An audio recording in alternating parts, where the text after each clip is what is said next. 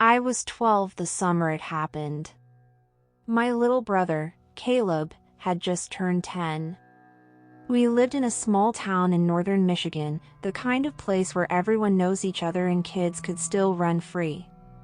Our house was just a 10-minute walk from this lake. It wasn't fancy. No docks or boats or cabins. Just trees, a narrow trail, and water as far as your eyes could see. We used to love that lake. It was Caleb's idea to go fishing that day. I remember I was lying on the floor playing my old Game Boy when he came in holding 2 fishing poles like they were swords. "Let's go to the lake," he said. "You promised." I didn't really feel like it, but I couldn't say no.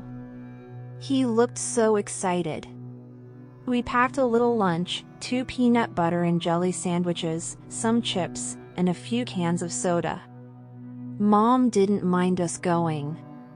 "Be back before dark," she said, barely looking up from the laundry basket. We left around 2 in the afternoon.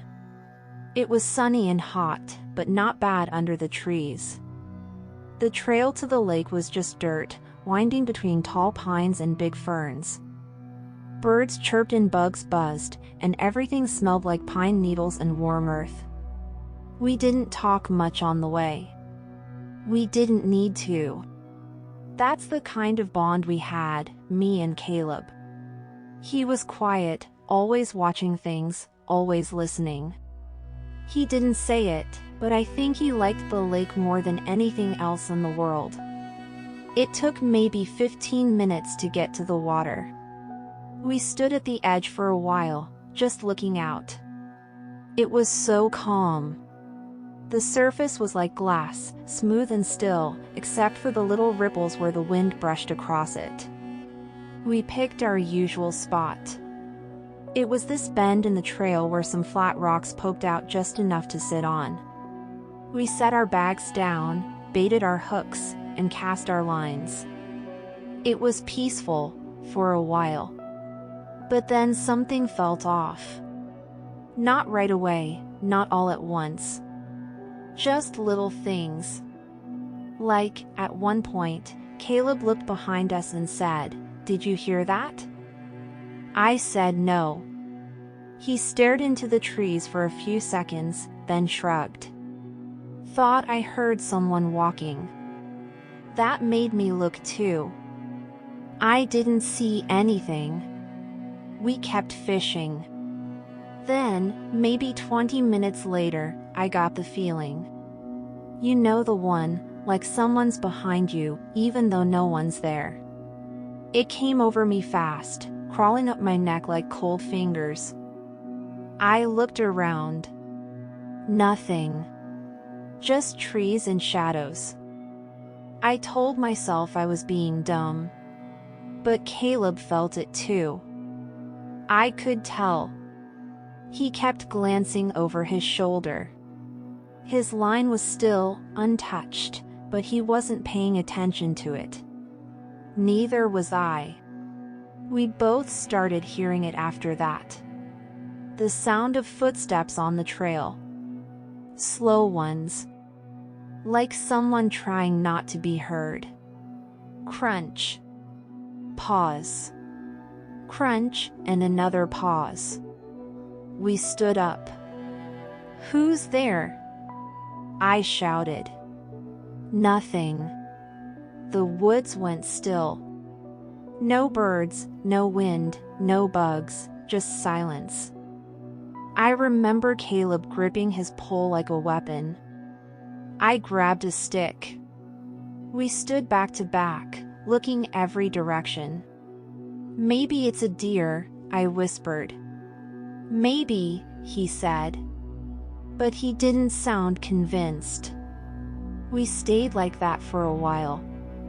Long enough that I started to feel dumb again. Long enough for the noises to stop. "Wanna go home?" I asked. He nodded. Yeah. We packed up fast. Didn't even finish the sandwiches. I grabbed the trash, stuffed everything in the backpack, and we started walking. That's when we heard something slowly walking through the trees again. This time, it was closer. And it was following us. We didn't run right away. We didn't want to look scared. But our steps got quicker, and we kept looking back. The trail behind us was empty. Just trees and shadows. But the sounds followed, slow footsteps, then quiet, then crunches again. Sometimes off to the side, like someone moving through the brush. I whispered, "We're not alone." Caleb nodded. His face had gone pale. I didn't want to scare him more, but the truth was I was terrified too. Every little sound made me jump. A branch snapping, a bird flapping out of a tree, even our own footsteps seemed too loud. "Maybe it's someone from town," I said.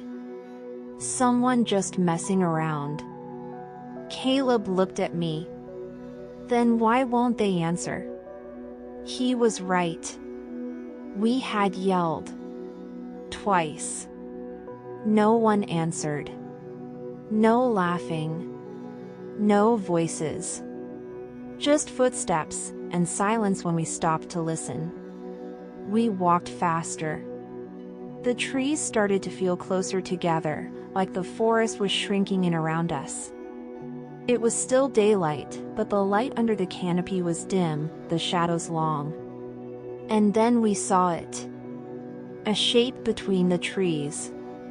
Just a flash of movement. A figure ducking behind a trunk. I stopped cold.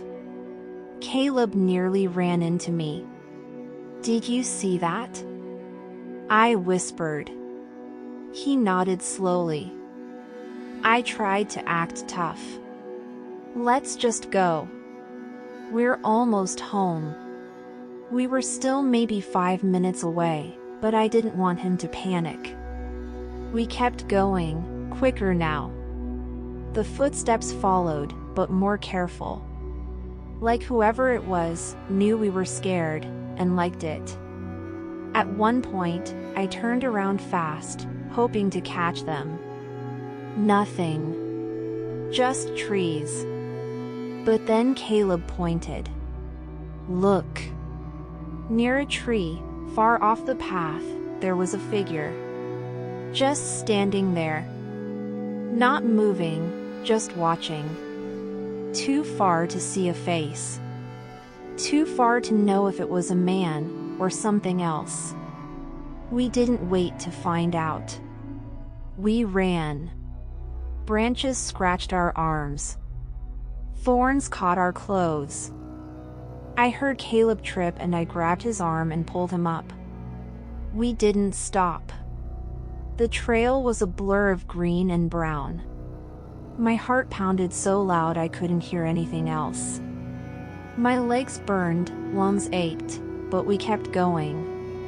When we broke through the trees and saw our house, I almost cried. We didn't slow down until we were inside, slamming the door behind us. Mom looked up from the sink, confused. "What's wrong with you two?" We didn't answer. We just locked the door. Then the windows. We didn't even speak until we were in our room with the door shut tight. That night, neither of us slept. We didn't tell Mom or Dad. Not really.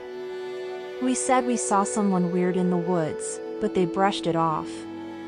Said it was probably a hiker or a hunter. But we knew better. Because that night I heard something outside. A soft tap on the glass. Not loud, not trying to break it. Just a tap, like a finger. I sat up in bed, Caleb did too. His bed was by the window, mine was across the room. I whispered, "Did you hear that?" He nodded, "It's outside." Neither of us moved, another tap. Then a whisper, so faint I couldn't make out the words. like wind or breath. Caleb curled up under his blanket. I stayed up for hours, staring at the window. But I never saw anything. And in the morning, it was like nothing happened. No marks, no footprints in the dirt below, just our own fear. We never went back to the lake, not ever. Years went by, we moved away and grew up. We never really talked about that day, not in full. Not until last year.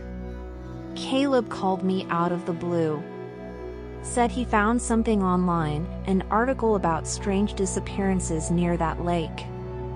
A boy our age went missing the summer after we left. Then another the year after that.